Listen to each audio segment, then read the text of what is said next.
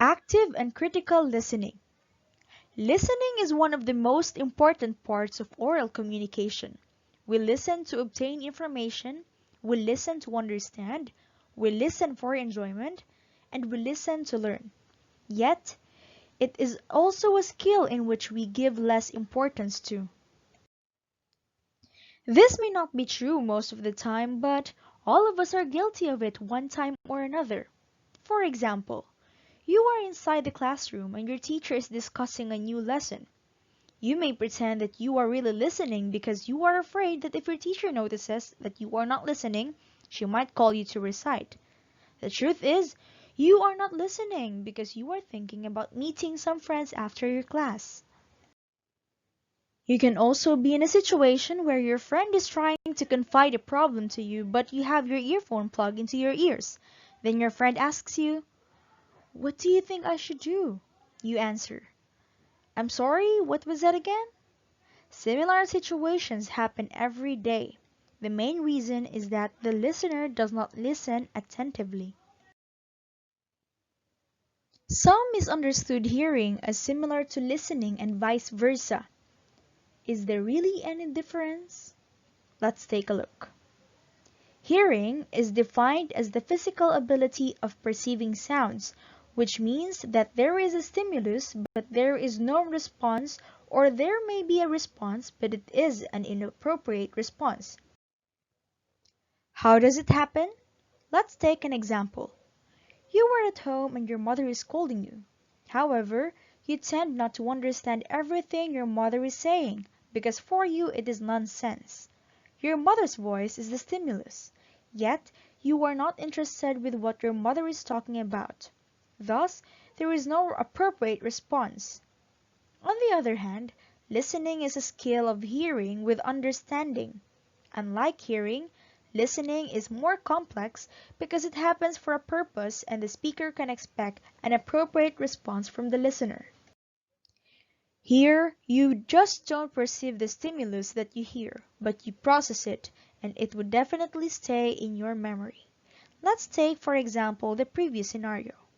If you listen to what your mother is talking about, you will understand why she is scolding you. If you just try to listen to her intently, you will realize that she is scolding you because you did something wrong and she doesn't want you to do the same mistake again.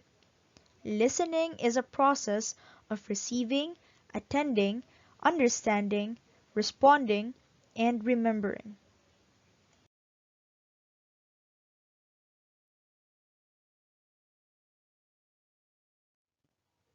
Some misunderstood hearing as similar to listening and vice versa. However, is there really any difference?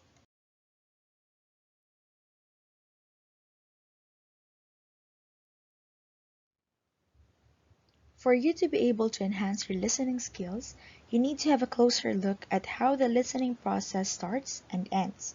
Understanding the 5 stages will enable you to see the problems that you may encounter in each stage and overcome them to make the listening process successful.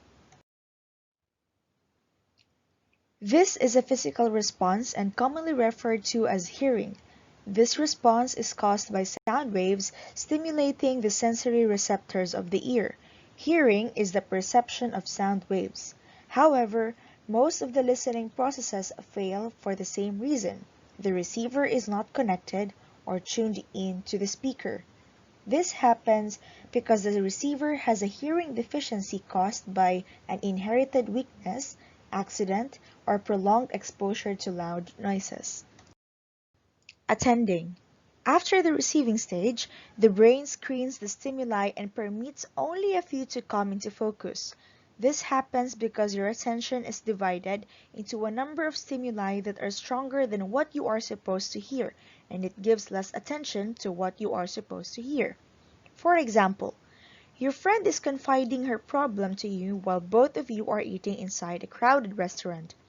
The noise of the people around, the background music, and the cute guy at the next table may hinder you from giving a consoling advice to your friend. In this case, receiving occurs but attending does not. Understanding.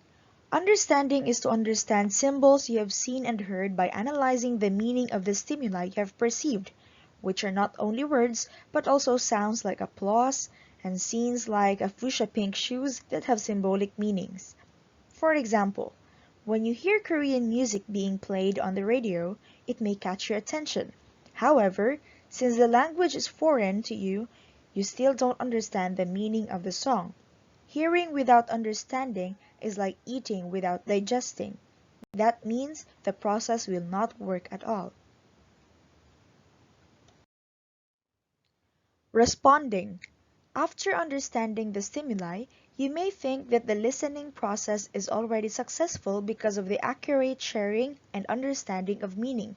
Yet, the response of the listener is equally important because it is an overt means by which the sender may determine the degree of success in transmitting the message. Responses may vary on different situations. The following are the most common responses. First, direct verbal response. This kind of response is a direct answer to what you have heard. For example, your friend asks how you are doing, and you answer, "I'm very fine, thank you." Your answer to her question is an example of this kind of response. This may be spoken or written. Responses that seek clarification. This kind of response is given to clarify what the speaker has said. This enables the listener to give a more accurate response. For example, your teacher asks for your opinion regarding the global recession. You may ask further clarification as to what your teacher wants you to discuss, and you may say, "Do you want me to discuss its effects to our economy?" Responses that paraphrase. Paraphrasing the message gives the sender the chance to agree or to provide information to clarify the message. You can use the phrases, "in other words," "what are you saying is," and "you mean." Remembering. Remembering what you have heard is necessary and is an integral part of the listening process, for it means that the listener has not only received and understood the message, but has also added it into its mind's memory bank.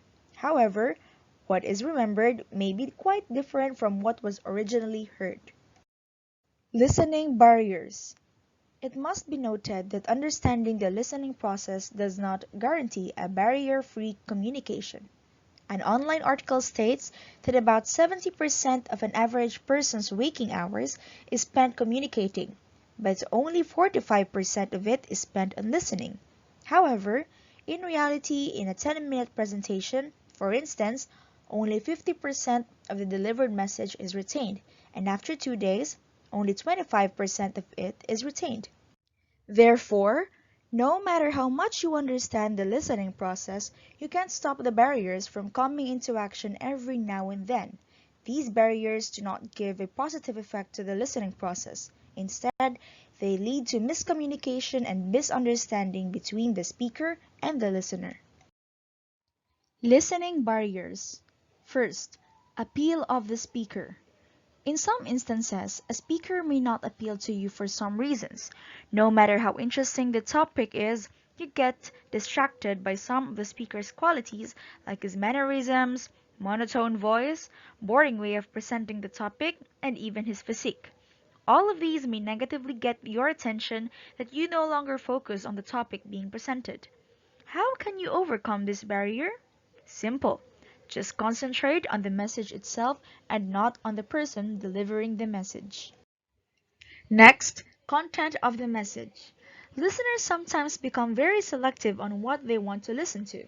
They sometimes either find some topics too familiar to them that they think they do not need to know more, or they find some topics too difficult to understand.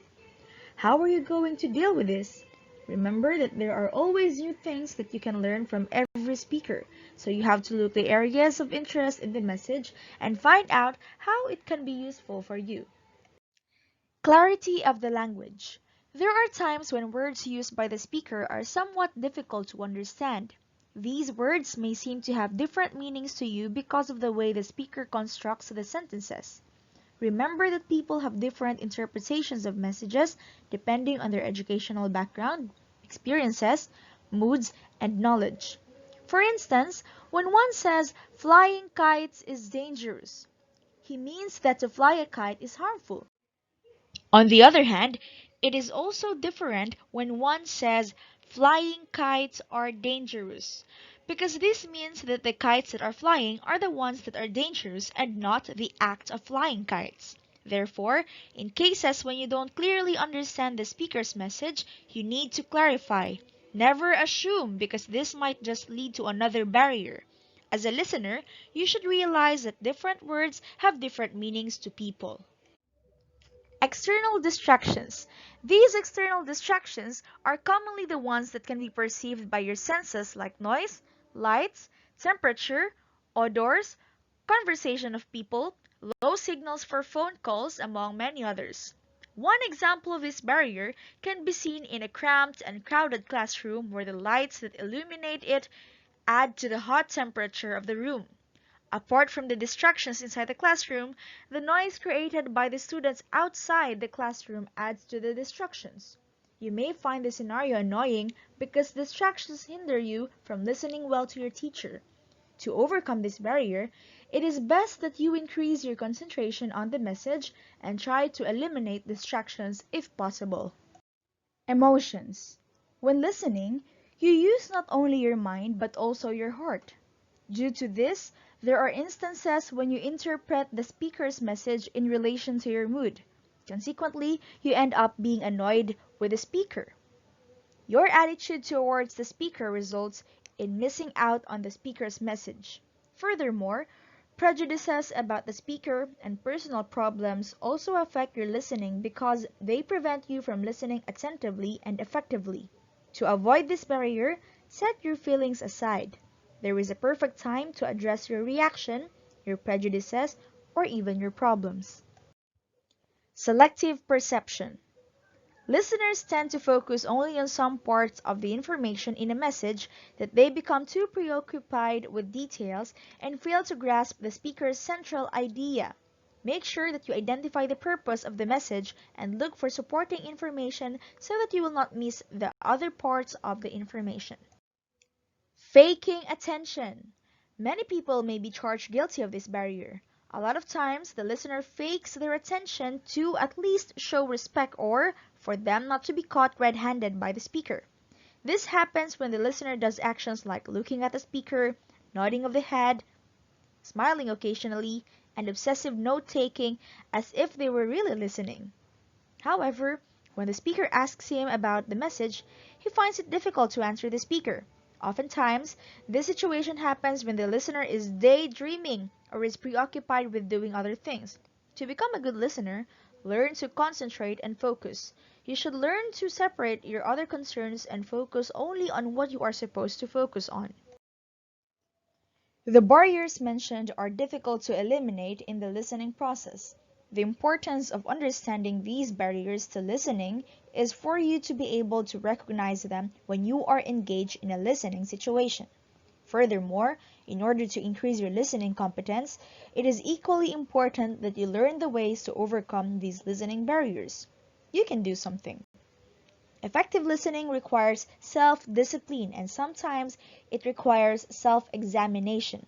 If you have problems listening to what others say, you may want to consider the following steps in overcoming listening barriers.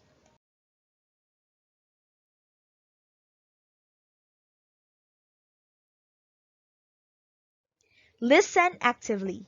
It takes a whole lot of effort to listen attentively amidst all the barriers around, but it is worth the effort. Clues that you are actively listening can go a long way. One can show this by using verbal and nonverbal clues like eye contact, gestures, and acknowledging statements. These gestures, though, should be done genuinely. Otherwise, the speaker will easily feel if you are just faking it. Listen with empathy. While listening, it is also important that you understand and share the feelings of the speaker. This way, you will learn from the point of view of the speaker that you will get what he really wants to say. Make the environment conducive to listening. Choosing the right environment is important because it will help the listener focus and avoid distractions.